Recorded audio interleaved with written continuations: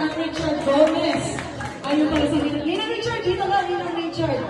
Ninang Richard, ang Richard Gomez. Ang kinaman mo. Ano nga ba? Okay, next. Ninong Giovanni. Ninong Giovanni. Ayan, parang magkakabayan. Magkakamukha kayo. Next, Ninong Mark. Isa ba to? Siguro. Ang sa atin ko natin Ninong Mark. Okay, Ninong John. Ayan, ito yung quadruplex eh. Ninong John.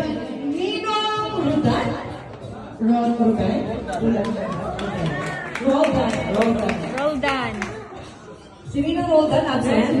Ayun pa pala. Okay, Ninong Jeruel. Jeruel. Nakakatakot. Biglas ka mo lumabas. Okay.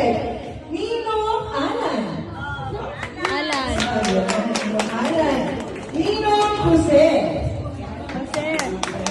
Bakit ka pumayag na Jose sa kamanan sa'yo? Bata mo pa. Ha? Kasi ganun din ang nararamdaman ko. Okay, next. Ninong Tirso.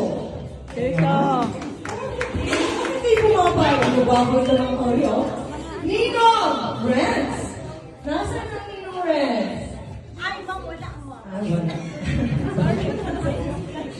Okay, Ninong G. Si Ninong G. Wala ba? Ninong Von. Si Ninong Von. And Ninong Darren. Wala pa.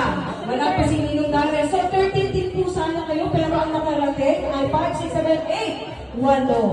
So, at this point, hihingan po natin ang mga wishes and our prayer, ang mga ninong at ninang na ito, na tumatayong pangalawang magulang ni Teo. So, kanina, hindi kayo pinagsalita sa simbahan. Pero dito, pagsasalitain namin kung ano yung wish nyo or prayer nyo for Teo. Simulan natin kay Ninang